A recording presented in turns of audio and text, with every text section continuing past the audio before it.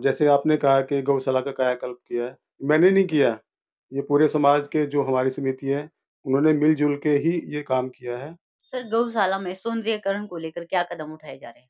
Sir, आपने अभी अभी बताया कि आपकी गौशाला में 1250 गाय हैं। 1250 गाय बहुत ज़्यादा हो जाती हैं और तो उनकी मैनेजमेंट किस प्रकार से करते हैं? हमारे पास जैसे आस-पास के एरिया में बहुत सारे पक्षी होते हैं। जैसे उदाहरण के लिए मोर लगाओ, बरसात के टाइम पे मोर के पंख गीले हो जाते हैं, तो उड़ नहीं पाते वो। तो या तो उनको करंट लगता है या फिर कुत्ते उनको पकड़ लेते हैं। तो वन विभाग से बहुत सारे कर्मचारी हमारे से टाइप किया उन्होंने और हम उन मोरों को वहाँ पे लेके आते हैं, उनका इलाज करते हैं, उनको छोड़ देते हैं फिर वहाँ पे। ऐसे बहुत सारे पक्षी हमारे पास वहाँ पे आते हैं। तो एक मिनी चिड़ियाघर का नाम भी हमने वहाँ पे रखा है। तो घायल पशु-पक्षी गायों के साथ-साथ जो पशु-पक्षी भी आते हैं, उनका भी हम इलाज करते हैं वहाँ पे और ताकि वन्य जीवन को या हमारे पर्यावरण को नुकसान ना हो। उनके मनोरंजन के लिए? हुँ, हुँ। तो मन जहाँ तक मेरा सवाल है, हमारी समिति ने ये फैसला किया कि हमारे बच्चे मोबाइल्स में बहुत लगे होते हैं, दिन-रात मोबाइल में रखे होते हैं। उ उनके आस-पास ऐसा कोई भी चीज़ नहीं है कि जहाँ पे जाके वो अपना टाइम पास कर सके। पहले लोग क्रिकेट खेलते थे, बैडमिंटन खेलते थे, वो सारी चीज़ दूर हो गई है, अब मोबाइल में लग गए हैं। तो हमने सोचा क्यों ना हम अपने बच्चों को अपनी संस्कृति से जोड़ें। तो उसके लिए हमें ये क्या लगा कि हम छोटे-छोटे वहाँ पे हंस लेके आए, खरगोश लेके आए, कुछ लविंग बर्ड्स थे वहाँ पे, कुछ 1-2 विदेशी पक्षी भी लेके आए, ताकि वो बच्चे जो मोबाइल में लगे हुए हैं, वो हमारी गौशाला में आएँ, तो गौशाला की सेवा भी करें और वो हमारी संस्कृति से जुड़ें। साथ-साथ मुझे खुशी बात ये भी बात बड़ा कहने में मुझे गर्व हो रहा है कि जो लोग पहले हनीमून मनाने जाते थे शादी के तुरंत बाद, वो जोड़े नवविवाह जोड़े अभी गौशाला में पहला दिन बिताते हैं आके। तो इससे बड़ी बात तो हमारे लिए क्या होगी कि हम समाज के लिए कुछ काम कर रहे हैं।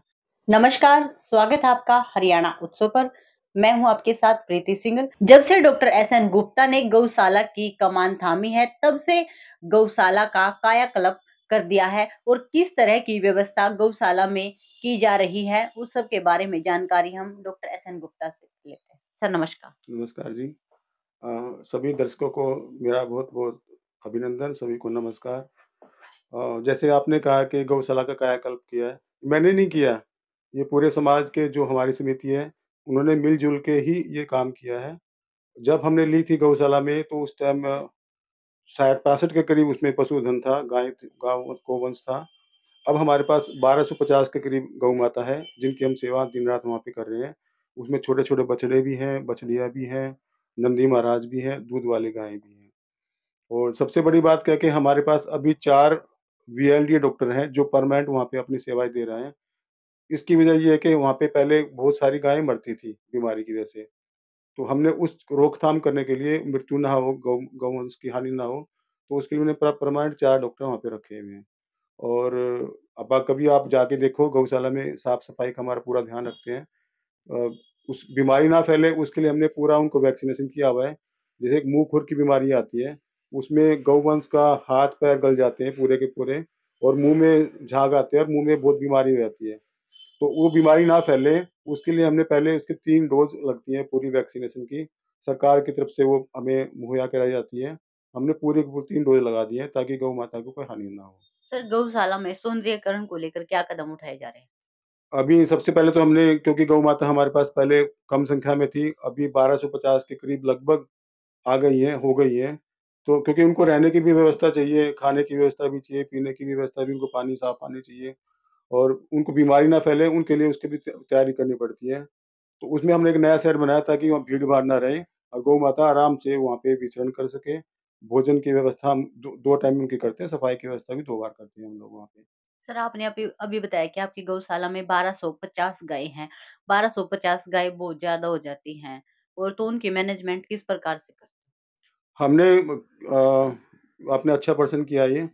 हमने उसमें एक ठेकेदार रखा हुआ है जो एक तो सफाई करता है पूरा, जिसका काम ही काम सफाई करना रहता है, शैडो के अंदर सफाई करना।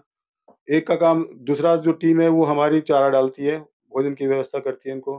तीसरी व्यवस्था डॉक्टरों की व्यवस्था करते हैं हम, ताकि उनको बीमारी ना लगे। तो हम हर एंगल से उनको देखभाल करते हैं और उसकी हमने अलग-अलग टीम बनाई है।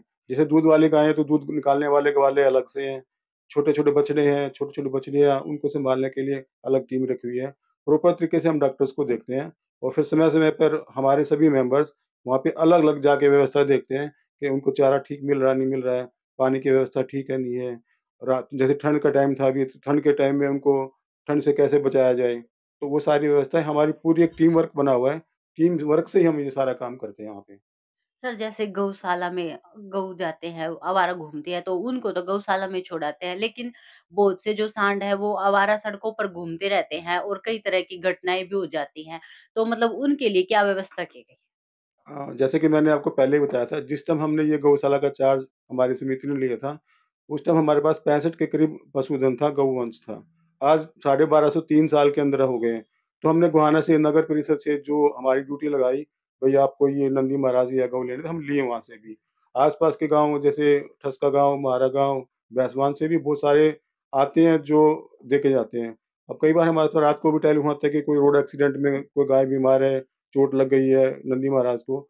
तो हमारी व्यवस्था ये है कि हम वहाँ पे ले आते हैं उनको और वहाँ पे उनका इलाज भी करते हैं। तो उसके साथ-साथ बात हमारे पास जैसे आस-पास के एरिया में बहुत सारे पक्षी होते हैं। जैसे उदाहरण के लिए मोर लगाओ। बरसात के टाइम पे मोर के पंख गीले हो जाते हैं, तो उड़ नहीं पाते वो। तो या तो उनको करंट लगता है या फिर कुत्ते उनको पकड़ लेते हैं। तो वन विभाग से बहुत सारे कर्मचारी हमारे से टाइप किया उन्होंने और हम उन मोरों को वहाँ पे लेके आते हैं, उनका इलाज करते हैं, उनको छोड़ देते हैं फिर वहाँ पे। ऐसे बहुत सारे पक्षी हमारे पास वहाँ पे आते हैं। तो एक मिनी चिड़ियाघर का नाम भी हमने वहाँ पे रखा है। तो घायल पशु-पक्षी गायों के साथ-साथ जो पशु-पक्षी भी आते हैं, उनका भी हम इलाज करते हैं वहाँ पे और ताकि वन्य जीवन को या हमारे पर्यावरण को नुकसान ना हो।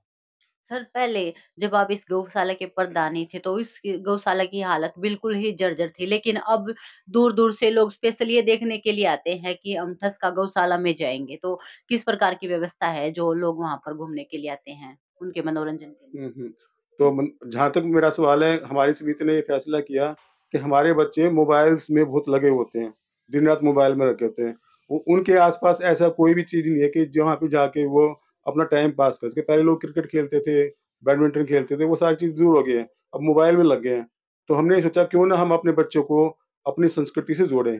तो उसके लिए हमें ये क्या लगा कि हम छोटे-छोटे वहाँ पे हंस लेके आए, खरगोश लेके आए, कुछ लविंग बर्ड्स थे वहाँ पे, कुछ 1-2 विदेशी पक्षी भी लेके आए, ताकि वो बच्चे जो मोबाइल में लगे हुए हैं, वो हमारी गौशाला में आएँ, तो गौशाला की सेवा भी करें और वो हमारी संस्कृति से जुड़ें। साथ-साथ में क्या है कि जो वृद्ध आदमी हो चुके हैं, जिनको कहीं टाइम पास नहीं होता, जो ताश खेलते रहते हैं, तो हम भी चाहते हैं कि वो लोग भी हमारी गौशाला में आएँ, साथ में गौ माता की सेवा भी करें और अपना जीवन भी सुधारें।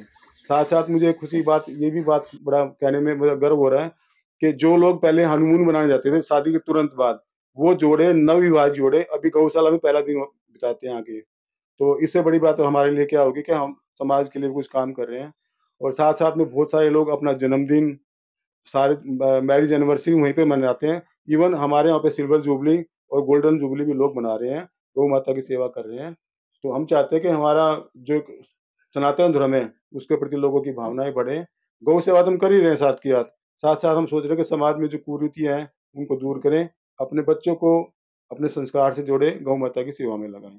सर गौ माता की सेवा के प्रति आप जो सनातन धर्म से जुड़े लोग हैं, आम लोग हैं, वो क्या संदेश देना चाहते हैं? नहीं, गौ को गौ माता का दर्जा दिया गया है, गौ माता, धरती माता।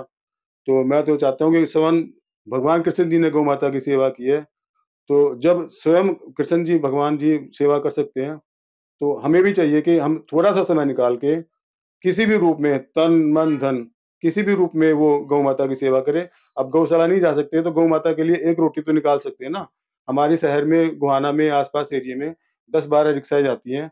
अगर आप ज़्यादा नहीं कर सकते हो तो एक रोटी गाय की रोज़ निकाल लें, ताकि गौ माता का पेट भी भरे और आपको भी पुण्य का लाभ मिले। और मैं तो सबसे अपील करूँगा कि अगर टाइम है तो गौशाला में जाना चाहिए। धन्यवाद सर। थैंक यू जी। तो आप सभी ने सुना कि गौशाला जो ठसका में स्थित है, श्री नंदलाला गौ सेवा धाम, उसके प्रधान हैं डॉक्टर एसएन गुप्ता।